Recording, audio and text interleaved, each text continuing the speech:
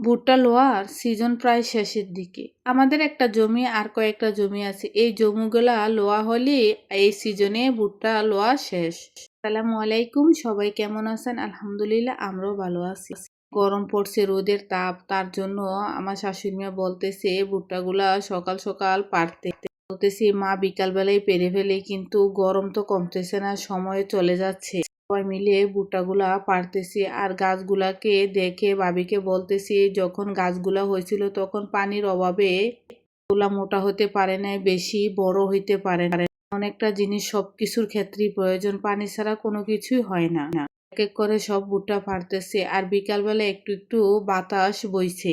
অবস্থায় গেছিলাম, যেই গরমটা লাগছে না, পরবর্তীতে অনেকটাই ঠান্ডা। বিকাল যত গড়িয়ে যাবে ততই ঠান্ডা পড়বে, খুব ভালো লাগে কাজ করতে। ভুট্টা পাড়া শেষ, বাড়িতে আনাও শেষ হয়ে গেছে। বেলা সবাই বসে হাতাহাতি করে এগুলা ছুলে ফেলতেছে। গ্রামের মানুষগুলা বিকালবেলা সবাই কাজকর্ম শেষ করে একজনের উঠানো বা অন্যজনের উঠানো একসাথে বসে কথাবার্তা বলে সবকিছু শেয়ার করে। মানে সবাই বসে ভুট্টাগুলা বাছা হয়ে গেছে। সবারই ব্যতিক্রম কাজ থাকে, কেউ ভুট্টা, কেউ ধান, সবাই একটু কাজে ব্যস্ত থাকে। কাজগুলা হয়ে গেলে সবাই অবসর থাকবে, কিন্তু গৃহিণীদের তো কোনো অপশন নাই, তাদের সারা বছরই রান্না বান্না সব কাছে থাকতে হয়। চুলে রোদ দেওয়া হয়েছে, এর পরের দিন বিকালবেলা মা বলতেছে মেশিন তো পাওয়া যাচ্ছে, সবাই হাতাহাতি করে কিছুটা ছুলে ফেলি। এগুলা টেস্টার দিয়ে একটা করে একটু খালি করে তারপর আমরা ভুট্টাগুলা ছুললাম। মাও ছুলতেছে, কারণ সব শেষ দিকে মেশিন আসে না।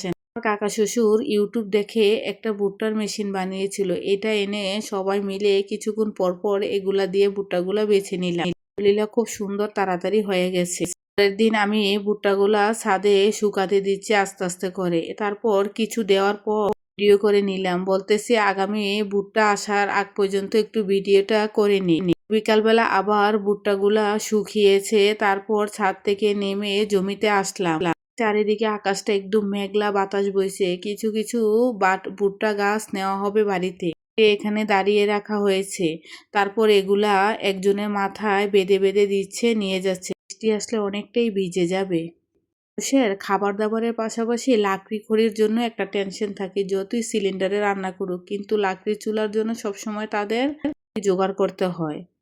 তারপর চারিদিকে বিকালটা মোটামুটি খুবই ভালো লাগছে। এদিকে ভুট্টা গাছগুলো আনা হচ্ছে। ভিডিওটা কয়েকদিনের থেকে একটু একটু করে নিয়ে পুরো ভিডিওটা করেছি। ভিডিওটা কয়েকদিন আগেরও ছিল।